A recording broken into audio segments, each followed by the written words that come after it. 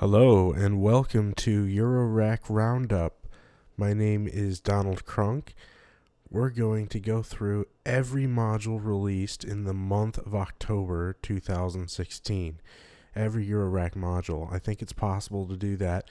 There's like 34 released this month, and we're going to sequentially, by date that they were released, take a brief look at each module, read what the manufacturer had to say about it. You can think of this as like a podcast. You can listen to it at work or in the car, or whatever, or you can, watch it. It's up to you.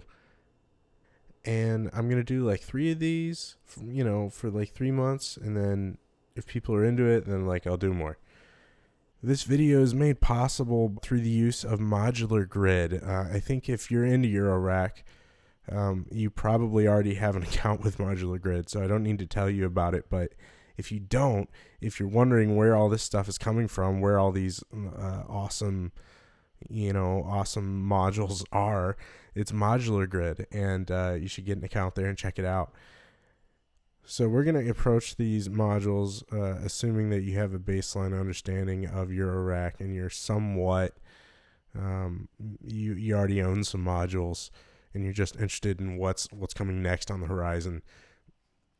If you're new to Eurorack, or if you're new to synthesis especially, there's going to be a lot of terms that are foreign to you. So there's a lot of great tutorials and everything else on YouTube and on the internet to come up to speed on some of this terminology if you're unfamiliar with it, but some things along the way we are going to talk about and explain. So that's really what this is all about, is we're just going to go along and find topics hidden within these modules, so little nuggets of wisdom within the consumerism of Eurorack. We'll see what we find. The MTX9 by Future Sound Systems, an 81 pinpoint matrix module. The MTX9 presents a new take on an old classic, the pin matrix, famously incorporated into EMS and Maplin synthesizer designs. The MTX9 provides 9 inputs and 9 outputs to be patched to one another, whilst allowing for passive splitting of one input to several outputs, an averaging summation of several inputs to one output or more. Each component of the matrix has been designed to use standard parts. The pins are 2mm banana test plugs, and all cards of the matrix are easily replaceable. Whilst the matrix is currently passive, an active expander card will be available from FSS soon. The MTX9 is supplied with a dry white marker and 10 banana pins as standard, with spares available from FSS. So basically, it's a 9 input version of the EMS Synthy pin matrix, remade for 2016. Uses 2mm banana test plugs, it looks like. Let's pop it up here. Let's see. Look at these scribble strips that you get. It's like you can put drums, vocals, guitar, bass, keyboards, set it all up just like your Mackie at church, and you're all good to go. You can wipe it off after you're done and put a different name on there. It's great. Basically, I like this module because, for one thing, it's fairly low cost. What is the cost on there? It's $129 US. So it's a passive module, so you're not getting a buffered signal here. But what you are getting is a really interesting way to route signals without necessarily having to think so much. And what I mean by that is with a module like this, you can pre-patch modulators to their destinations almost by just patching them in to the input side here on the left, and then patching 2 destinations from the output side here, and just wire those up all ahead of time. And then when you want to make connections, you make them via the pin matrix here. I mean, that's fundamentally how you use these things. And it's really enjoyable to do that because when you're interacting with this pin matrix, you're not thinking about physically, oh, okay, I have to plug this plug from this module over to here. All you're thinking about is, who sunk my battleship? Like just randomly placing a peg and seeing what happens. So I think it's a different way to work.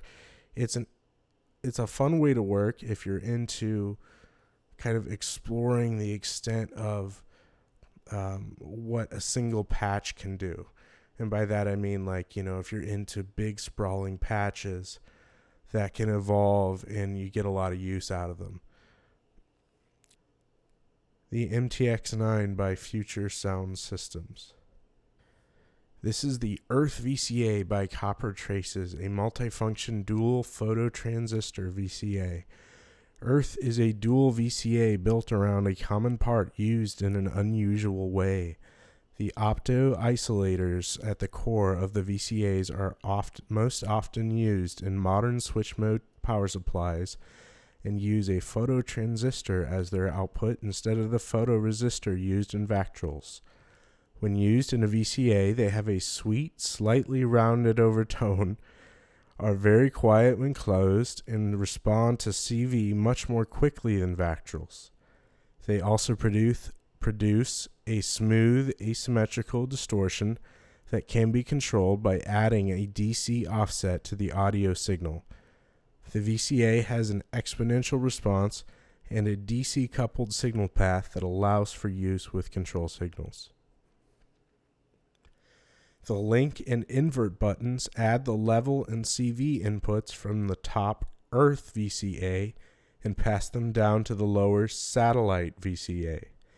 This makes multiple functions possible, including stereo VCA, voltage-controlled crossfade, voltage-controlled pan, pseudo sidechain compression, and voltage-controlled mix. The top VCA's input and output are normaled and mixed respectively into the bottom VCA's input and output, making it easy to use the pair in various ways without external mixers or mults. This module draws 16 milliamps on the plus 12 volt side, 35 milliamps on the minus 12 volt rail. That's quite a lot. Like usually it's, very rarely do you have more of a draw on the negative rail than you do on the positive. 0 volts on the 0 milliamps, on the 5 volt, and 25 millimeter depth. 6 HP. It's an interesting module. It looks like they're using just, kind of a different take on the typical, Vactrol core VCA, I guess you could say, using a faster photo transistor rather than a photo resistor. So it's interesting. I'm sure it's like a snappier response. Some routing going on as far as normalization between the top and the bottom.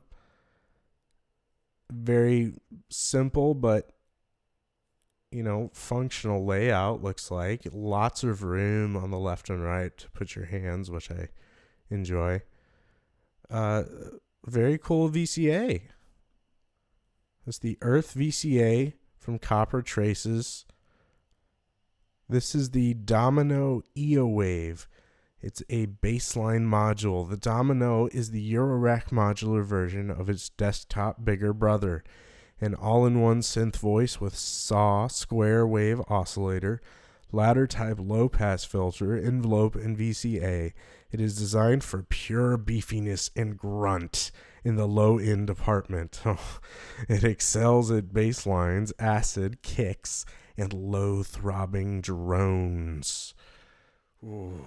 Controls, cutoff, resonance, switch, pitch, mix, pulse modulation, decay, filter envelope, filter cutoff modulation, attenuator.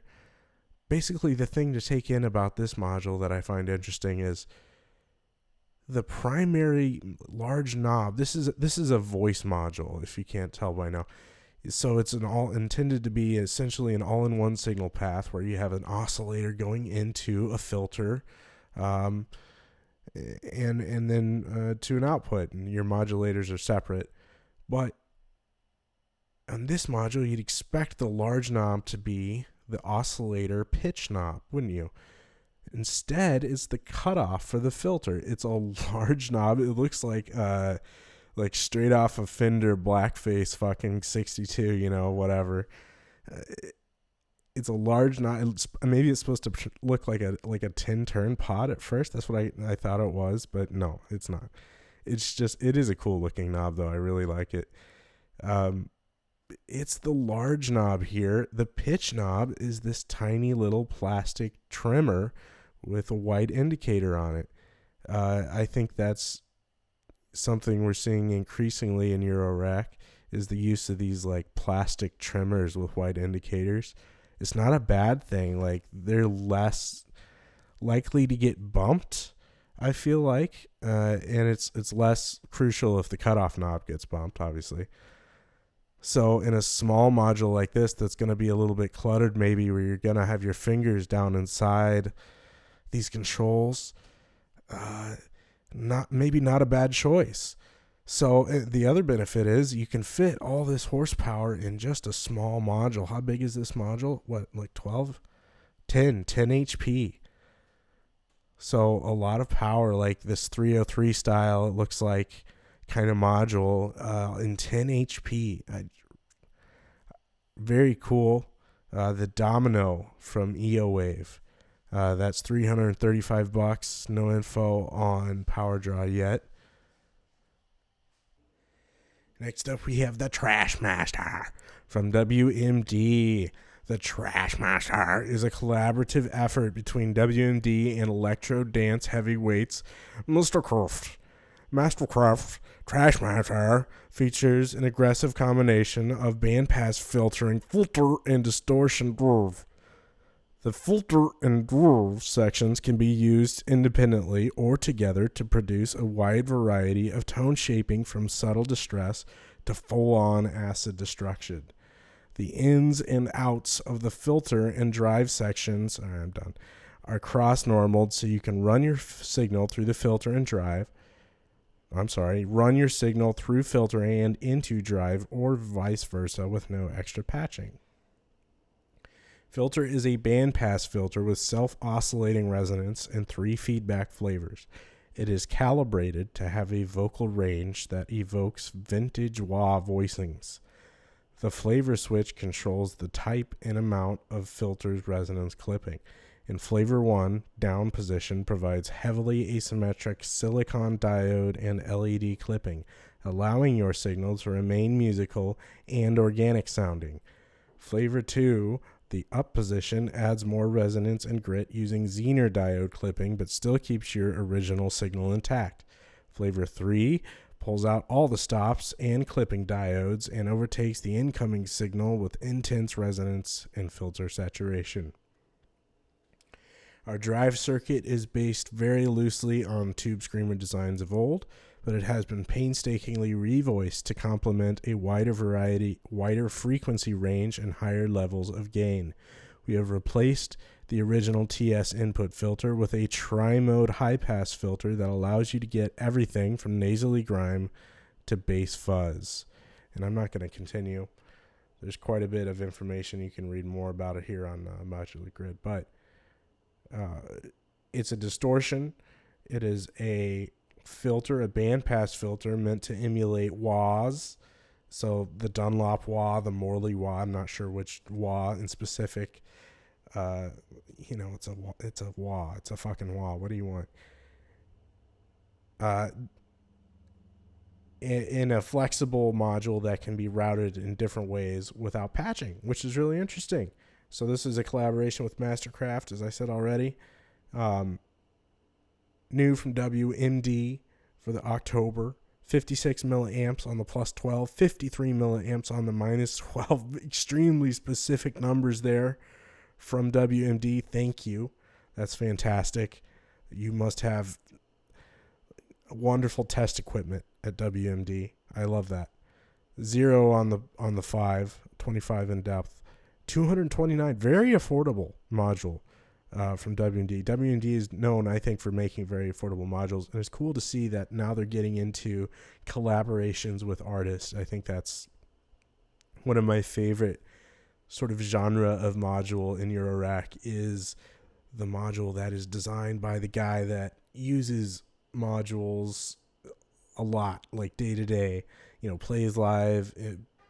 I think it's awesome when they're given a voice and they're given a say in the design, and that's what this is. And these guys decided that they needed a module that did this, and there wasn't anything that satisfied them that did this, and so they reached out to WMD and got this module made, and that's awesome.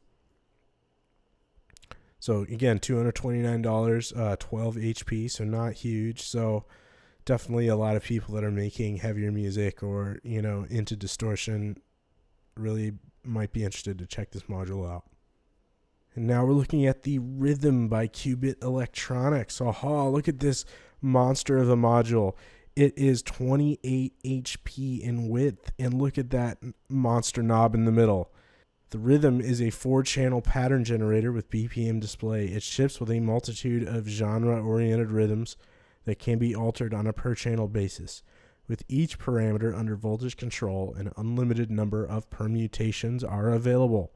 This unique interface removes the intricate patching necessary for crafting complex drum beats and allows the user to focus on what matters most, composing and performing music. There is infinite rhythmic variation, all right? Clock divider, random gates, and other utility modes accessible. Intuitive performance interface, BPM display, internal and external clocking capabilities with assignable pulse per quarter note settings. It draws 186 milliamps on the plus 12, nothing on the minus, nothing on the 5. It is available for a very affordable $289. So there's a bit of controversy, right, when this module came out, obviously. Let me blow it up here so we can get a better look at her. Yeah, let's see. So A, B, C, and D, upon launch, were renamed they were named like Skrillex, Kanye, whatever, Katie Ray Jepsen, and Tanya Harding. And that, a lot of people were upset about that because for one thing, it called back, it recalled the days of the microKORG. Okay, everybody has had a microKORG, or at least encountered somebody who has had a microKORG. Now I'm just going to offend microKORG owners. Anyway, remember the genre knob, right? The genre knob that allowed you to select your preset based on the genre. So that pissed a lot of people off just on the basis of, hey, now we're confining, you're confining me to hip hop or world or electronic or whatever, whatever the names were that they called it. So, they were very quick to obviously rectify that. And they put out A, B, C, and D, which is fantastic. Makes more sense, I guess. So I really didn't have a problem with it either way. But that's, who cares what I think about it. What's important is it a cool module, and I think I like the way that the performance controls are spaced out all over the module. I think that's fantastic. So what else is there to say about this? You've got 4 outputs. It's these are preset patterns that you can mix and match between and shift around and output, and you can mute each one, which is really interesting. So yeah, there's a lot you can do with a module like this. Even having quote unquote preset patterns, mixing and matching them, and putting them under voltage control, you can get a lot of different permutations. So that is the Qubit Rhythm. Next up, we have the Belgrad from Xaoc Devices, the 1976 dual peak multi-mode state variable filter. 10 distinct frequency responses, vocal formant capability, advanced resonance control, nonlinear feedback and cross-modulation, self-oscillation, calibrated volt per octave input, temperature compensation, 45 milliamps on the plus 12, and 42 milliamps on the minus 12. Nothing on the 5 volts, 20 millimeters in depth. Dual peak multi-mode state. There's a lot to take in just the name of this module, so let's try to break down exactly what it is. All right, so here's your cutoff knob, obviously, resonance, and your balance between, your balance between low pass, dual peak. Okay, so you've got two resonant peaks here, and it appears with the knob on the left, you get favored the lowest resonant peak is favored. So the left side of Mount Everest down there or whatever. Let me see if I can zoom in. Yeah, there we go. The left side of Mount Everest is favored with the knob at the left. You turn it to the middle, and you have a double set of peaks there, in the middle of your frequency range. So band pass, I guess, is what you would call that behavior. And to the right, you're favoring like a high pass sort of setup with the right side of Mount Everest is now favored, and you have a higher resonant peak in the upper frequency range of the spectrum. And I like to see that. I like to see continuously variable states like that on a filter. I think that gives you another interesting parameter that you can control. And so you have a span input here, which I can only guess is the span, perhaps the distance, the span of distance between the peaks. That could be cool with a fader there that allows for attenuation, probably the CV input or setting it itself, I'm guessing. Frequency modulation also has a nice slider like that. That's cool. Resonance input. There's your audio input. Volt per octave input, so it is 1 volt per octave ready. Who knows how far this filter tracks. And you can, looks like, determine exactly which sort of mode you're in here. Is your main... No, that doesn't make sense because I thought that was the mode. No, that's the balance between states, and this is the mode selector. All right, I'm not, you know what? I'm going to come up to the limits of me knowing or pretending to know what I'm talking about here in a second. So I'm just going to shut up now and say this is an interesting module. I can't wait to hear how it sounds. I haven't heard how it sounds yet. $358, 14 HP. The Belgrad 1976 dual peak multi-mode state variable filter. Next we have the Xaoc Devices Samara 1962 utility waveform processor. 4 attenuators and 2 offsets, 4 inverters, 1 4-to-1 mixer or 2 2-to-1 mixer, 8-to-1 with inverted inputs. Minimum, maximum selection circuit. Oh, I like a min-max. I enjoy a good min-max circuit. 25 milliamps on the plus 12, 20 milliamps on the negative 12 rail, and 20 millimeters in depth. So shallow module again. $202, 10 HP in width. Nice bicolor LEDs here for the inputs. But what we're seeing here, it's a a multifunction CV processor module basically. In the interest of time, I'm going to kind of start moving a little bit quicker here because I think I'm taking a little bit too much time on each module. But quite a bit of things this can do. 4 attenuators, 4 inverters, multiple mixers, cascading mixers on board. Min-max Samara. Next up is the Kamieniec. It's the 1977 analog resonant phase rotator by Xaoc Devices. It's the Kamieniec. It's a 4 to 6 stage phaser inspired by the iconic 70s units. Simultaneous 4 and 6 stages outputs, onboard voltage controlled wide range LFO, additional external modulation input, internal modulation output, 2 feedback modes, expandable by chaining up more Kamieniyineyineyineaks for multi-stage phasing. 40 milliamps on the plus 12, 40 milliamps on the minus 12, 20 millimeters in depth. $269, 9 HP. So we're gonna do odd widths now, I guess. Xaoc. All right.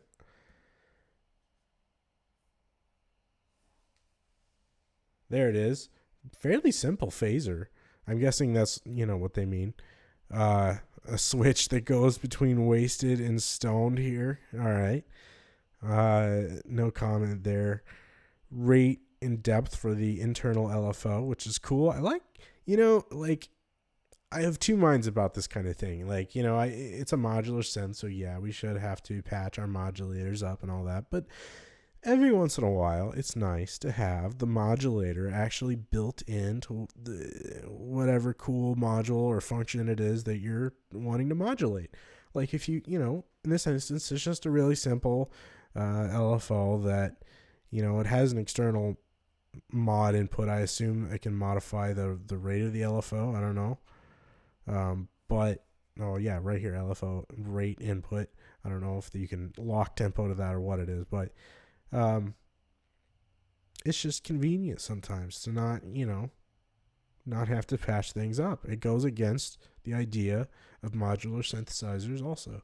So, you can tear your mind out of your skull about that all day if you want to. I'm not going to. It's the Kamieniec. Did I actually get it this time? Kamieniec. Kamieniyineyineyineak. Oh my god. By Xaoc Devices. Next up, we have the Bark Filter Processor from Verbos Electronics, a fixed filter bank. Look, I'm not even going to read it. I'm going to look at the picture first. Look at this. Look at this monster. Look at this thing. Oh my gosh. We've got the long faders. Or what are these? They're not like the 35. They're like the 43 millimeter faders or something. I don't know what length they are, but they're huge. Lots of jacks. Beautiful. It looks like some of this looks like what he had before in his harmonic oscillator. It looks like the spectral tilt section. Looks familiar to me. Bark filter processor. Let's read about it. Fixed filter bank. The Bark filter processor is a fixed filter bank with 12 bands on the Bark scale. Each filter is a 6-pole bandpass with separate output and envelope follower. The voltage-controlled mixer from the harmonic oscillator then allows dynamic mixing of the filters, as well as separate even and odd processing. LEDs show the content of the input signal and the levels of channels on the mixer. Also, there's a master decay control and master envelope follower output. $750. So yeah, you pay a little bit more sometimes for a Verbos product, but the Battleship gray and the black, it's all right. He charges a premium, but that's fine. 34 HP, so it's not a narrow module either.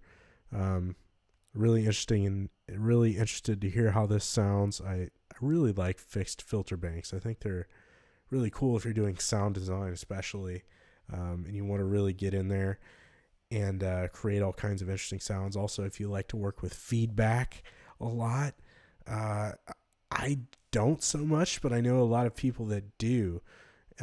Working with audio feedback loops, you can make a lot of interesting sounds and timbres with a fixed filter bank like this. That is the Bark Filter Processor by Verbos Electronics. Next up, we have the Nonlinear Circuits CEM3340 VCO, an Aries-based VCO using CEM3340s. It's this chip that they're making again after however many years they haven't made it. Now they're like, oh, people are doing this again. Let's build the chip. And so they did. And now you can mail this woman. Apparently, I think you can send this. There's just this woman's email address sitting there on the internet that people found, and you can email it and you get chips in return, I guess. I think that's how it works. I'm not sure. This is very much based on the Aries AR338 PMS VCO, which features phase modulated sync and a pan pulse output. Pan pulse. The AR338 used an SSM 2030, so it was not too hard to modify the subsections to suit the CEM 3340. As you can see, for such a feature-rich VCO, there are not all that many components. So nonlinear circuits has mostly DIY products, but he also will sell them completed to you. And they're really interesting products. I have a couple myself. They're really easy to build. If you're into DIY, I encourage you to take a look at them. They'll get you into surface mount components in a very non-threatening way, because a lot of the more difficult ones are still through hole. So interesting to take a look at. Anyway, this is a VCO based on the CEM 3340. I think we're going to be seeing more of these as time goes on. And so it'll be interesting to hear again what that chip sounds like in different designs. And this is one of those designs. Linear and logarithmic FM inputs, 2 CV inputs. I guess those are both 1 volt per octave. Sync, mod, soft sync. So a couple kinds of sync there. And then over here we got our outputs, I'm guessing. Triangle, sine, saw, pulse. Pulse width modulation is going to be an input. Pan pulse. Oh no, I'm sorry. PWM is probably going to be just the pulse width modulated output. And pan pulse, a different kind of pulse width modulated output, I guess. And pan PWM. So, yeah, not exactly sure if these are inputs or outputs on first glance. That's all right. There's a web link here. You can read more about it. 18 HP, currently available. No information about how much it costs, but you can go to Nonlinear Circuits website. He has a blog website thing you can link to here on the page. Next up, we have the Wangernumb from Nonlinear Circuits. Again, Wangernumb is 3 modules in 1, or 4. If you use the track input, the phase lock loop acts as a frequency tracker. The VCO range, control voltage input, and filter pot will determine how well, or more accurately, how poorly it will track. You also get 12 divisions of the tracking signal right down to divide by 4096. If you use the roulette input, it will generate semi-random selections of outputs when the input signal is high, or it is a burst generator, and you can control the frequency of the bursts with the VCO control voltage input. If you use the divide input, you have a 12-stage clock divider down to 1 division of 4096. In this case, you can use the PLL tracker section as a separate and independent module and just get it to generate squelchy burpy noises. No information other than 14 HP. So it's a clock divider that can run at very high rates if you wanted to. And it has a range of inputs in a large number of outputs. And if this numbering scheme makes sense to you, let me know. I think there's a private joke in there somewhere, but I'm probably like too young or too not Australian or whatever to get it. So, interesting module. I'm interested to hear it in the flesh and see one in action. Next up is the 8-bit Cipher, again from Nonlinear Circuits, random gate and voltage source. This module is based on one part of the bookless source of uncertainty, random voltage source, although it has been modded somewhat to obtain 4 CV and 9 gate outputs. It requires a clock signal and a signal on at least one of the data inputs to operate. The strobe input makes it a bit like an 8-bit sample and hold. If nothing is inserted into the strobe jack, the module carries on as normal. When a signal is introduced to strobe, the data obtained from the data jack is only loaded onto the outputs when the signal is high. Like virtually everything else in the nonlinear circuit synth, any signal crossing 1 volt can be used as a clock or data signal. The best way to see what it does is to feed it 2 signals from different sources, say 2 LFOs. Leave the clock signal steady and vary the frequency of the signal to the data input. Also, try different wave shapes such as square, sawtooth, or triangle.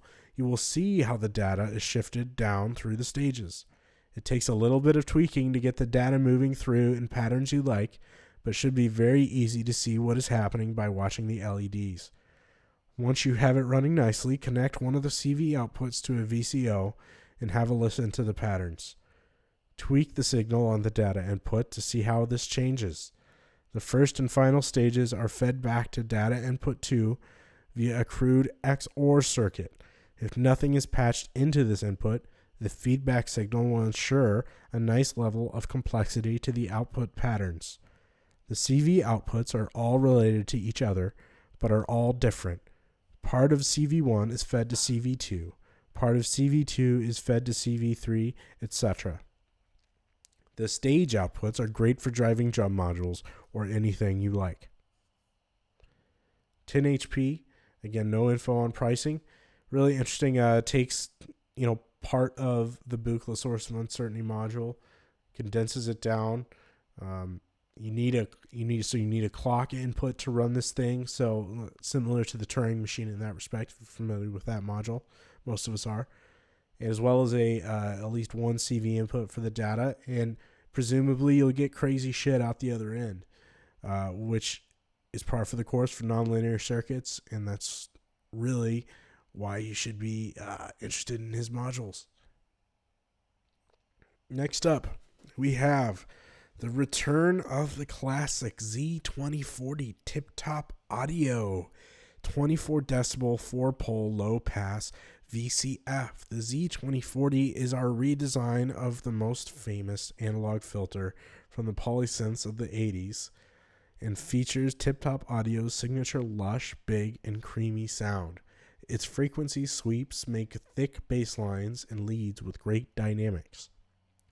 When modulated with audio frequencies through its various inputs, the Z2040 gets quite colorful and is capable of creating so many new sounds and textures as the forces of the incoming waves and their harmonics all blend through the filter's nonlinear circuit.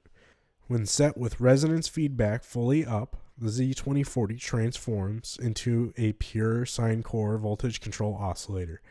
Great for making snappy percussive elements and whistling sounds.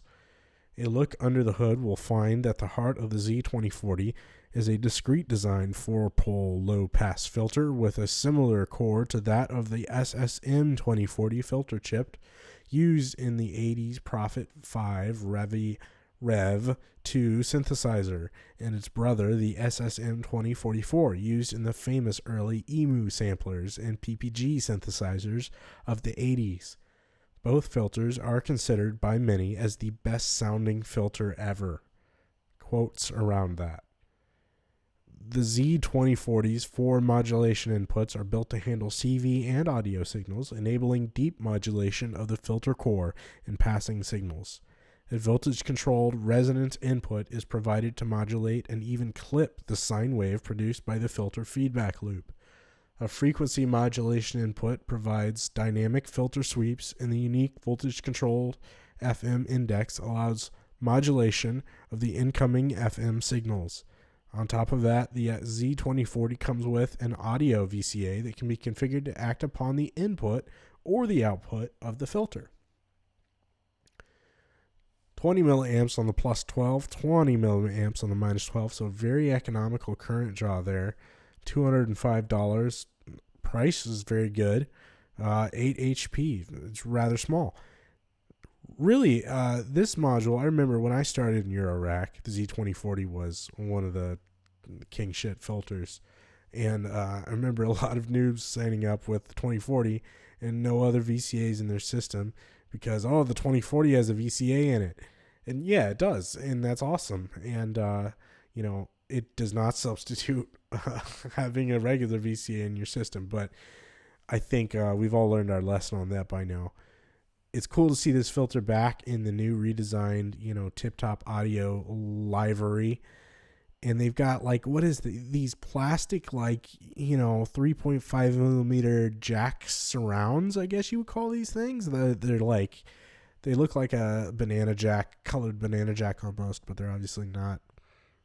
Really interesting. I wonder if they got these, custom fabricated or what. Maybe it's an off the shelf part somewhere.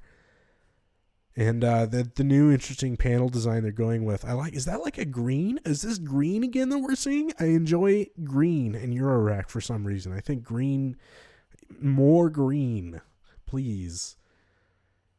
So a great small filter, and they sound really good. Like, check it out. You'll probably, Tip Top Audio is everywhere. You're probably going to have one at your local synth store if you live in a city.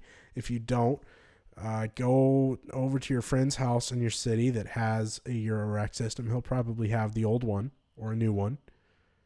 And if you don't have any friends that have Eurorack, go make one. Z2040 by Tip Top Audio. Next, we're going into the phones by L1, dual headphones amplifier. I wasn't sure whether to include this if it was a DIY module only, but it appears you can get them ready-made, so I'm going to include it. 8 HP, 2 independent CMOY phones amps. To minimize left-right crosstalk, both left channels are in one dual op amp and both right channels in another dual op amp. 2 input jacks for each channel are multiples for using a signal further. I used an OPA 2604, but another dual op amp you can use if possible. And it tells you what jacks and parts, etc. they're using. No information about current draw.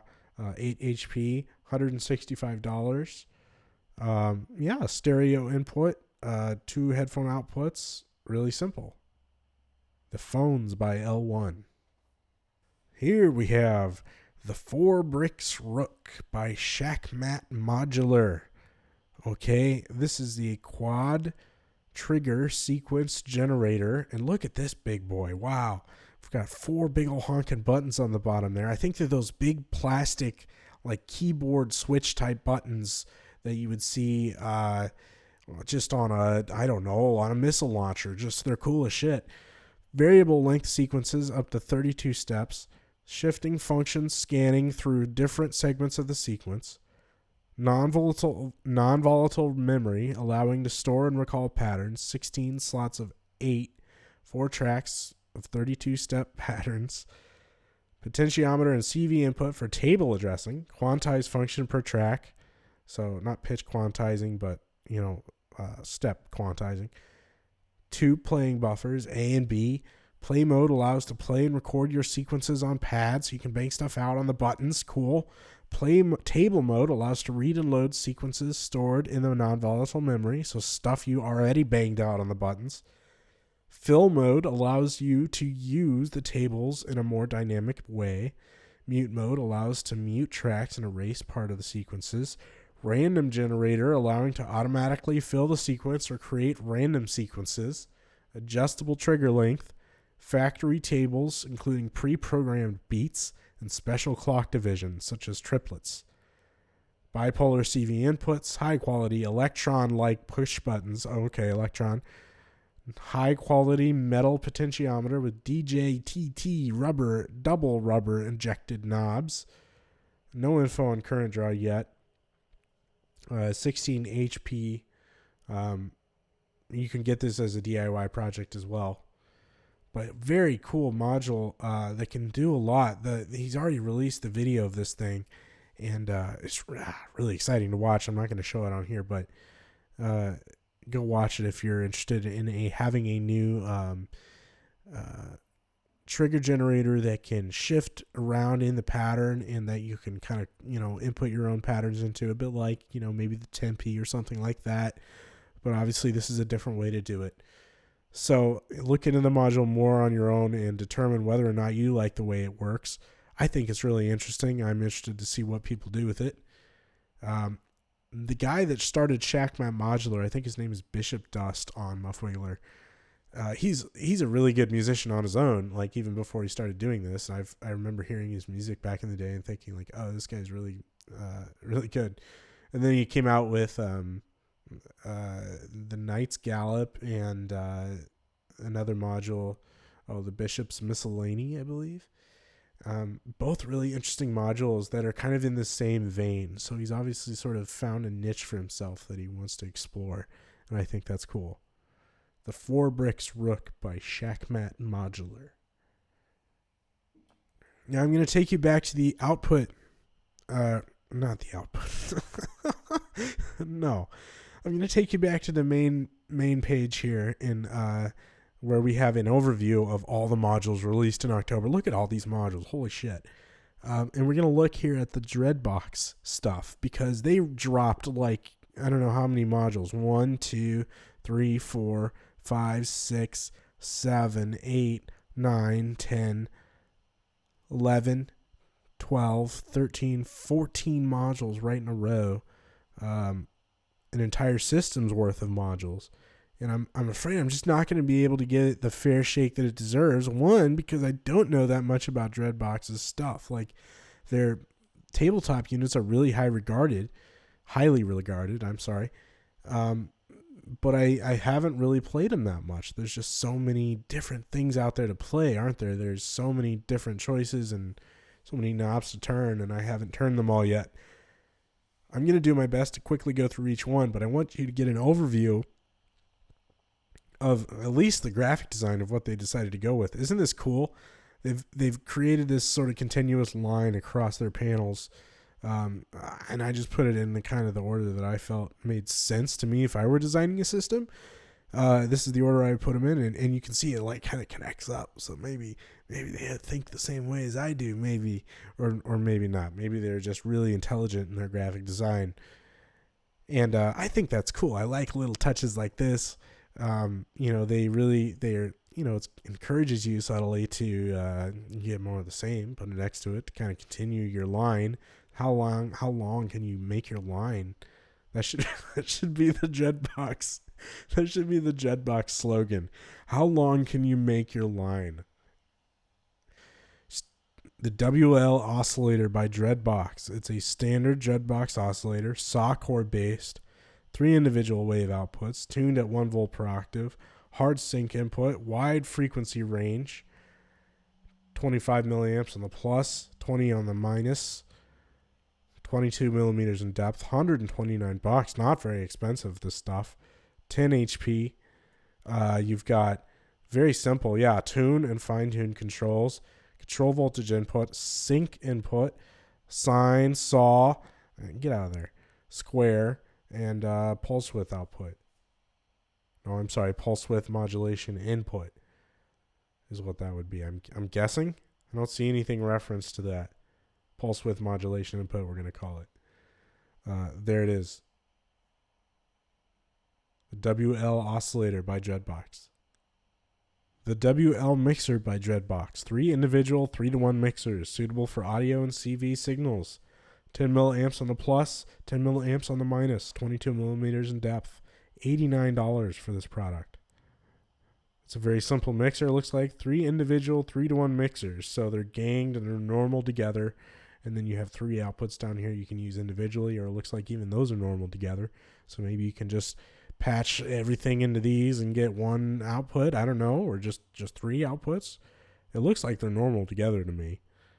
Anyway, that is the WL mixer from Dreadbox.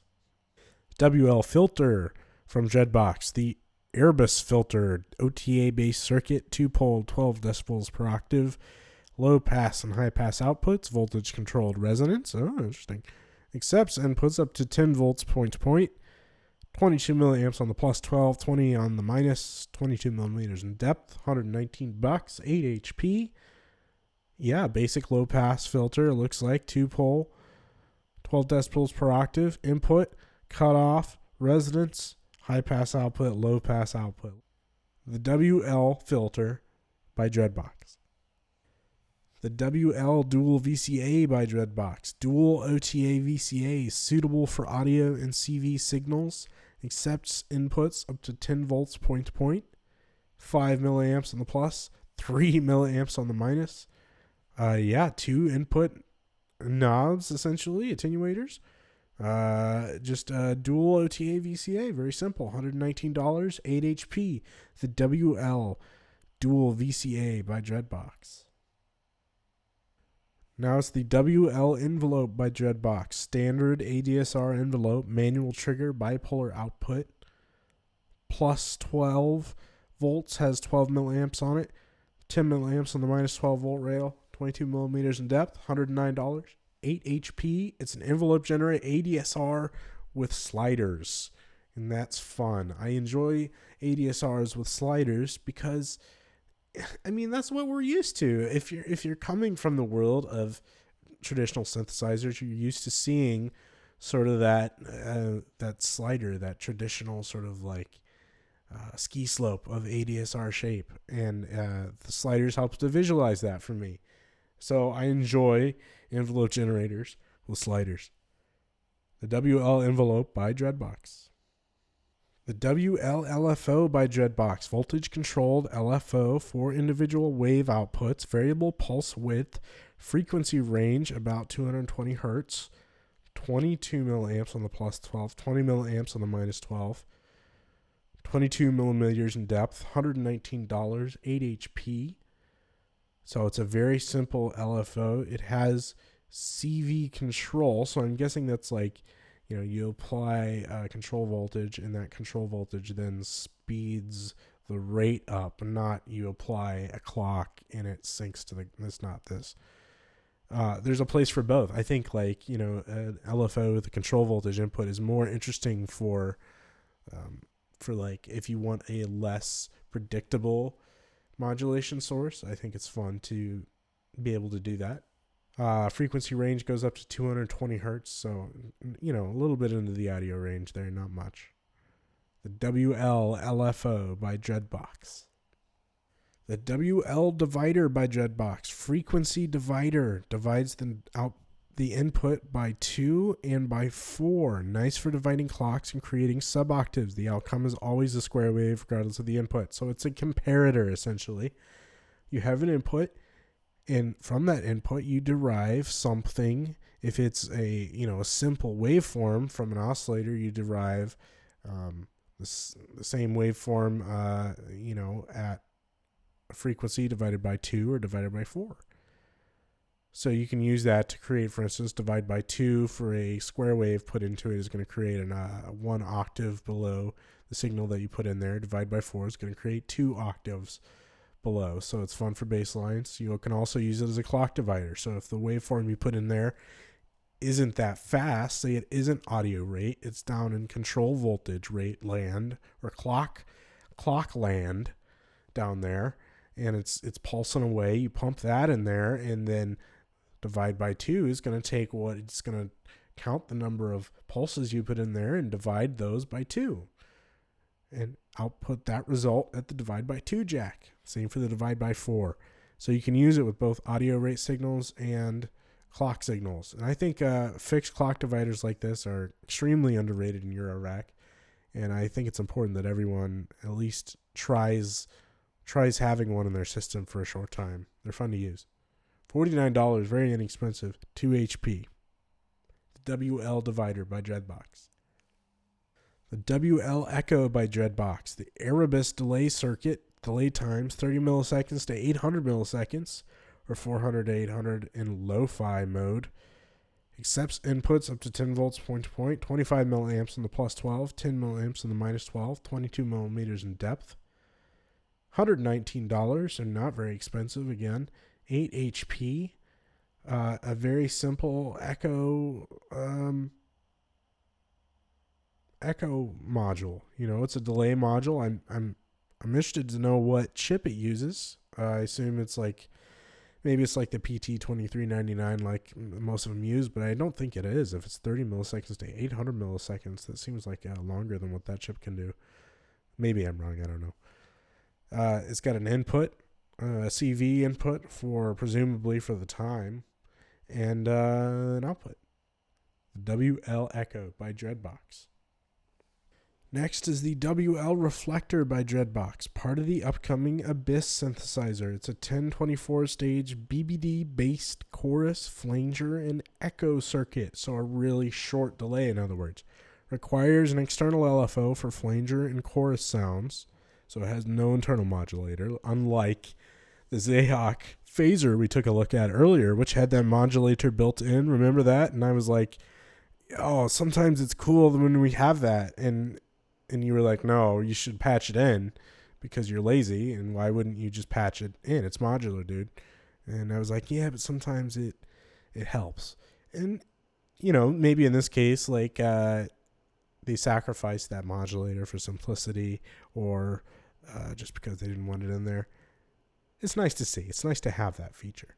Nonetheless, 1024 stage BBD requires an external LFO, 22 milliamps on the plus 12, 15 milliamps on the minus, 22 millimeters in depth, $139, so very inexpensive. 10 HP, 2 CV inputs.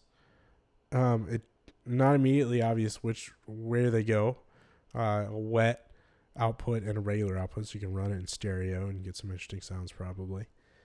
So yeah, just basically a short delay that you can modulate the hell out of and get some interesting sounds. The WL Reflector by Dreadbox. This is the WL Phaser by Dreadbox. Abyss Analog Phase Shifter, 4-stage 2-wave LFO, 15 milliamps on the plus 12, 12 on the minus 12, 22 millimeters in depth. So it's a phaser with an LFO built in, so I can just eat my words about the modulator being built in to the module that I was just complaining about with the last module. $139, so again, very affordable. Phaser this time, 12 HP in width. Not a lot of information about it here. You can see it's got sliders again. The internal modulator can switch between triangle and square. Simple controls on the LFO, as well as their own set of outputs, it looks like. So just like the Xaoc product, you can output, the modulator that's built into the product. You can give it its own little output, so you can do more stuff with it. Fun. CV input for, I'm guessing, the phase frequency and output. $139, the WL Phaser by Dreadbox. And now we have the WL Random by Dreadbox. White noise generator, sample and hold circuit, lag function, random gate generator, and built-in clock. 25 milliamps on the plus 12, 15 on the minus 12, 22 millimeters in depth, $129, not very much money. Again, 10 HP in width, so it's a random module. Following along with the same layout as all these modules have had so far. We've got the sliders on the top. Let's see if we can figure out what the fuck this thing does. Clock. So here's our main probably governing clock that runs the whole module. There's the rate or tempo that it can run at. It's got its own little output there. Fantastic.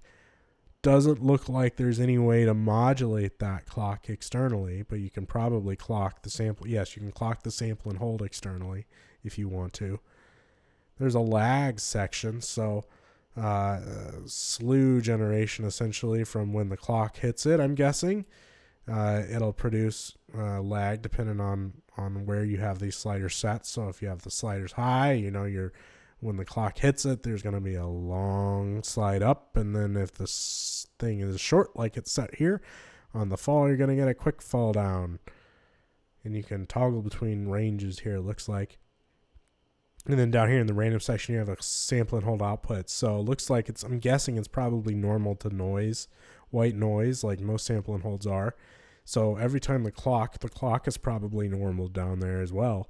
Every time the clock hits it, it's going to take a sample of that white noise and output that result on the out here. And so you're just going to have like a random output, because white noise is random. And if we just take a moment in white noise history, that moment is going to be random. And that is what is output here. Now, it's more complicated than that. There's people that are really into random that'll be freaking out and spinning around in their computer chairs right now and just lashing their arms out at their monitors. Those people are really into random. I'm not that into random, but the output of a sample and hold with white noise run into it, as far as I'm concerned, is pretty random. Then you have a separate section for the lag input and output. So you can input a different transient into this input here. I'm assuming like a gate. It'll trigger this lag generator and essentially give you an AD envelope with the result out here. And then this gate output, which I'm not sure how that is generated. Probably it is when at the end of fall, maybe? Or is it maybe it's the end of rise? It's an EOR gate. I don't know.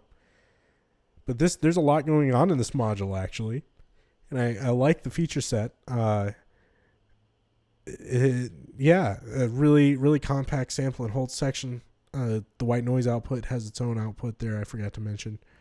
So there's a lot to this module. It has its own clock, which I like to see for modules like this. Like it's cool to have an extra independent sources of clocks around your system, so you can get sort of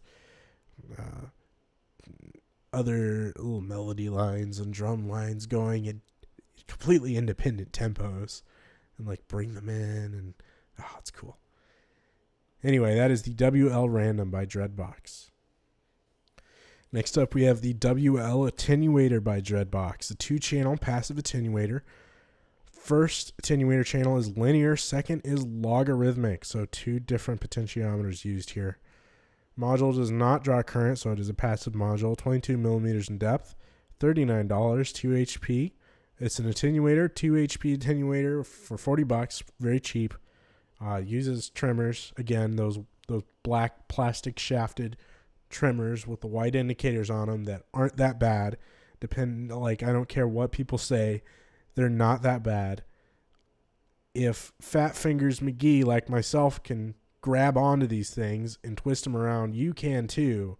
So the WL Attenuator by Dreadbox. Next up, the WL Drive by Dreadbox, drive circuit of the upcoming Abyss synthesizer, full range distortion drive. Yes. 6 milliamps on the plus 12, 5 milliamps on the minus, 22 millimeters in depth, $99, 4 HP. It's a distortion module. That's something we don't have enough of in Eurorack, is distortion. Just kidding. That's an ongoing theme with me. It's gain staging in Eurorack can sometimes be difficult because a lot of modules have gain inputs, like gain knobs, and they clip at just various points in the travel. And if you're like new to the module and you're not used to listening for that particulars module's distortion and know where it comes in the knob travel, you end up with like distortion in your patches a lot, and that's just like the reality for patching in Eurorack, I feel like. So anyway, there's nothing wrong with distortion. Distortion is, a great ingredient. I just want to control over when and where that happens in my signal path. That's what a module like this is for. A distortion in a module, I can decide when and where I want to introduce that. Distortion as a result of not knowing what the fuck I'm doing is a different kind of distortion. It's unwanted distortion.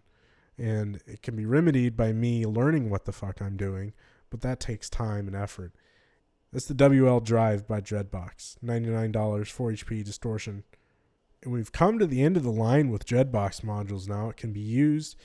It is the WL multiple. It can be used as a single channel 1 to 8 splitter, a 2 channel 1 to 5 and 1 to 2 splitter, a 3 channel with all 2 to 1 splitters.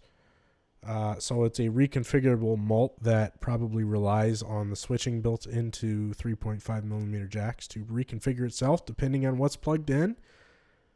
Very cool. Yeah, very useful. Mult, 2 HP, $39, again, very inexpensive. Yeah, so what do we think of the Dreadbox stuff? I mean, this is a very complete system that they've just launched. I'm going to back out here, and we're going to take a look at the whole thing again. Very complete system. A lot of reliance on, these short faders, which I think is interesting. I think those are great. They require maybe a little bit more maintenance than rotary potentiometers, right? But as performance controls, they're fantastic. I think they're great. They've decided to put the jacks all sort of on the bottom. And they've got like a theme going along with their system, really strong theme. And it's interesting. I'm going to be really interested to hear these things in the wild, see what people think. People rave about their desktop synths. These are very simple modules, but there's nothing wrong with simple modules. Simple modules allow you to get deeper into the patch itself versus deeper into the module itself. And sometimes that's what's important. And that's what's going to take you to the next level as a synthesist, I think, is taking that macro look at the patch and understanding how a function, not a module, but a function like an LFO or just the variation in voltage itself affects that patch. Having simple modules like these Dreadbox modules, I think, is not a bad thing. It's fundamental that you start out with simple modules like this, I believe. And even more experienced people really can benefit from them, I believe. The Deviant by Moffenzeef Modular. Dual channel dirty random. Not your father's random. If you are looking for a clean stepped random, stop reading now. This module was designed with the intention of forcing other modules to sound like glitchy, garbage, grotesque noise. When triggered, the Deviant outputs a random voltage between the ranges set by the top and bottom knobs, respectively, -5 to +5 volts. Both top and bottom have bipolar CV inputs, allowing the user to modulate the window of voltages. To continue in the Moffenzeef ethos of craptastic electronics, there is no DAC on the output of the Deviant. Instead, a simple RC filter is controlled by the smooth knob, allowing the user to dial in the amount of noise in the overall slew of the output. The design relies heavily on the gnarly sound of the PWM carrier frequency emitted from the brain of the module, which injects itself into whatever you plug the Deviant into. When plugged into parameters expecting hard edges, a la specimen on GMO or rotate on a 4MS module, the Deviant will make the target glitch subtly, which adds crispity, crunchity clicks and pops. If plugged into an audio rate source like a VCO or VCF, the carrier frequency gives the target a mild timbral shift reminiscent of ring mod. Get one, get weird, winter 2017. 40 milliamp draw on the plus 12 volt rail, 20 milliamp draw on the negative 12 volt rail, nothing on the 5 volt, 20 millimeter depth, $159, so very inexpensive, 10 HP. Let's blow it up here and take a look. So yeah, this company is definitely new. The gentleman named Ross, I believe, owns this company, and he works, I want to say, at Dark Place. He was up showing his module, the GMO, off at the local synth meet here in Seattle. It was really interesting to talk to him and meet him and try out that module. So this is the next one from him. So it looks pretty simple, like 2 channels of random voltage. I assume like a stepped random voltage is what's being generated here. And some basic controls to shape that voltage on the way out. So a top and a bottom controls. So that's going to allow you to, attenuate the top range as well as attenuate from the bottom up, essentially, I'm guessing, with this knob, as well as a smooth knob, which apparently adds lag to the output. So you'll get, more woggle bug than noise ring, if that makes any sense with that control, I'm guessing. But it sounds like there's a lot of other stuff going on. There's a lot of unpredictability with this module. So it'll be interesting to hear what this sounds like when applied to CV inputs and when run at audio rates too. Maybe this, I don't know if this thing is got components of it that are always running at audio rates. Sounds like maybe as it glitches or something like that. I'll be curious to hear it. That is the Deviant by Moffenzeef Modular. And we're down to the final row. It is the Bitbox by 1010 Music, a 24-bit sampler / looper. Say hello to Bitbox. Bitbox delivers recording, clip launching, and looping in a musically intelligent way. With a 24-bit audio path, you can capture and play samples with impeccable audio quality.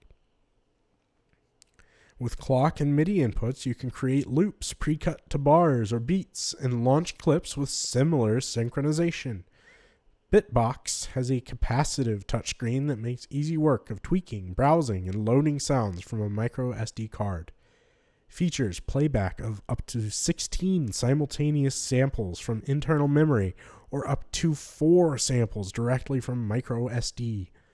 Triggers samples with the touchscreen, CV gate inputs or MIDI input. Import or export WAV files from your Mac or PC using a micro SD card. 24-bit 48 kHz stereo input and 4-channel output. Make recordings up to 4 hours in length. Various launch modes, including one-shot, toggle, gate, and repeat. Playback can be immediate or synchronized to analog or MIDI clock. Control of various sample parameters, including start position, length, pitch, gain, loop mode, and launch quantization. Stereo or mono recording with the option to synchronize the start and stop times to clock inputs. Save and recall up to 12 banks of samples in their configuration. 4 modulation inputs, each capable of launching an entire row of clips at once, or modulating sample start, length, or pitch. Export your sets to Ableton Live.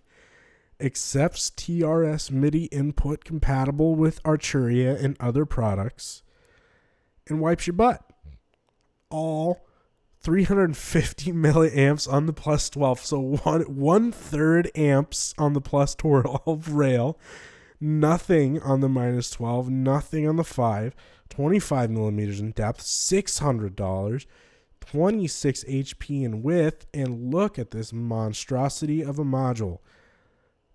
So this is obviously the sampler that a lot, some people have been waiting for, right? There's a glut of not a glut of samplers.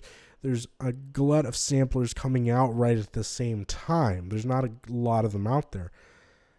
So here's one option that just kind of came out of the blue for a number of people. You can see there's a grid. You've got a screen up here with a grid with in each grid, there's obviously a different sample. I'm sorry, I'm not the biggest sampler in the world. So people that are sampling geniuses are probably just, tearing their hair out right now and screaming like you're using wrong terminology, dude. It's called a sample box or something, whatever. Anyway, there's this grid here and there's different samples within each grid hole. And each grid looks like has a corresponding trigger input, I'm guessing is what that is, that will trigger that sample. So it's actually like just looking at the thing, despite the fact that it does a whole shit ton of stuff, obviously it would have to, it looks fairly intuitive just looking at it. Not that intimidating. I'm surprised. There's 4 knobs here and there's a home button. That's intimidating, but the rest of it doesn't look too bad. The micro SD card slot right in the front there, so really convenient to load samples in there. MIDI input via the Korg and Arturia standard there. Stereo inputs, stereo outputs, and 2 effects outputs, I'm guessing, or they can be configured as standard outputs as well. I think it's long overdue that we have more options as far as samplers in Eurorack. That's going to bring other kinds of musicians into Eurorack as well, which I'm really excited to see. So that's the Bitbox by 1010 Music. Now the Mineq by Zlob Modular. The Zlob Modular Mineq is a simple 3-band equalizer which boosts or cuts the low, mid, or high frequencies of your audio source. It passes sound relatively unaltered with each band set at noon. This is not a filter, and all full cut settings of all bands will not fully eliminate your source. This EQ is AC coupled, so it's best for audio, although it is possible to EQ CV with some interesting results. The Mineq is a 2 HP version of the Zlob through-hole EQ. Fully built modules, kits, blah, blah, blah. 10 milliamps on the plus, 10 milliamps on the minus 12, nothing on the 5, 30 millimeters in depth, $70, 2 HP module. Again, another module utilizing those plastic trimmers with white indicators. simple 3-band EQ. I think that's very useful for people that are looking to process samples, in their Eurorack, to have a simple EQ laying around that they can pull frequencies out of material and add frequencies, not add frequencies, but accentuate frequencies in their material. So a module like this is very welcome. I remember Zlob saying that, he marketed this module, the larger version, the 4 HP module, the THEQ, to one retailer, and they said, no, we don't want that because it doesn't have CV input. It doesn't feature CV input. And it's nice to see that enough people wanted it anyway that he was able to shrink it down a little bit and repackage it and make it available again. Zlob Mineq. Next, we have the Ladik L130 LFO4 pulse triangle and sine outputs and its inverted outputs. Second pulse output can work as an inverted pulse or pulses phase shifted by 90 degrees by internal jumper. Sine distortion under 3%. Okay, so a very clean LFO sine. Speed 0.1 hertz to 10 hertz. 25 milliamps in the plus 12, 25 in the minus 12. Nothing in the 5, 45 millimeters in depth, so a little bit deeper than most of the modules we've taken a look at so far today. $47, very inexpensive. Like Ladik stuff is actually fairly inexpensive. 4 HP. Let's take a closer look at this. Single speed control on the top. Pulse, 2 square wave outputs with they are inverted from each other, it looks like. Triangle outputs also inverted from each other, and sine outputs inverted from each other. These are really, having inverted sets of outputs like that on tap is really fun for stereo stuff, I've found. Just a tip for you young bucks out there. These inverted outputs are a lot of fun. That is the LFO4 by Ladik. Next up, we have the VC8. Ooh, I see what you did there. By Erogenous Tones. Let me see if I can do that again. Erogenous Tones. It's an octal linear VCA. The VC8 is a high-density VCA module designed to give you a large number of VCAs with control voltage over level and offset control, along with optional VCA-controlled submix capability. Overall features 8 channels of linear VCAs. Each channel has a CV level attenuator. Each channel has a CV offset control that can add positive or negative bias to the CV level.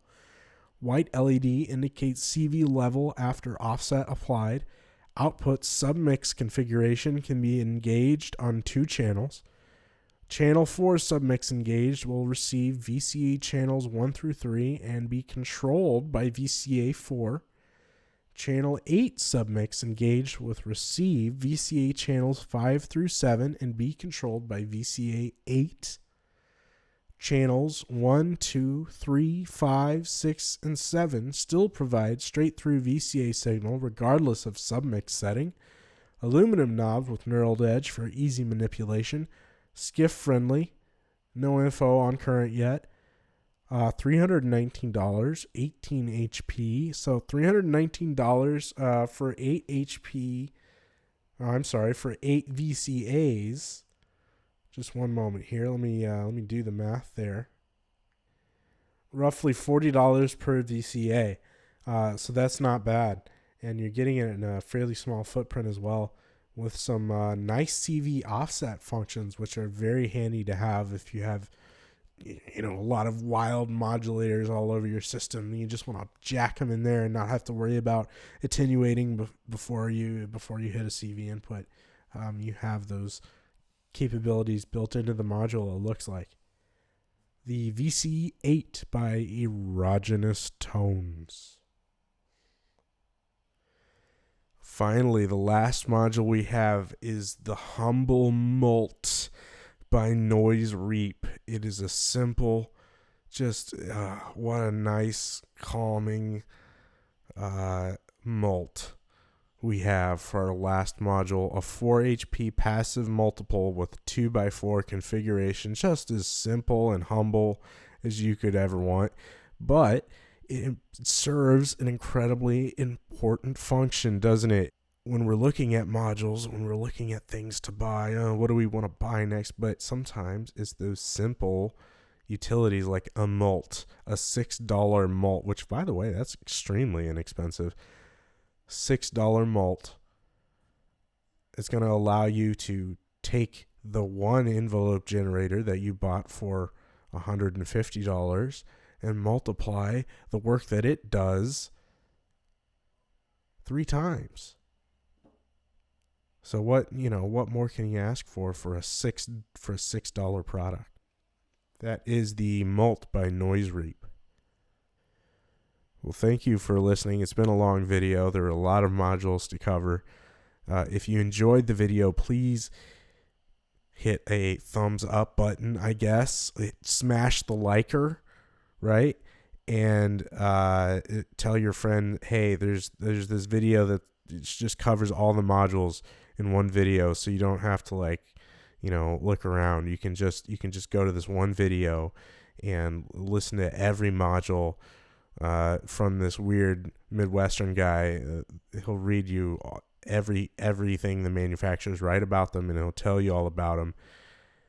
It's a great video. It's Eurorack Roundup. Thank you for listening. I'll see you at the next one.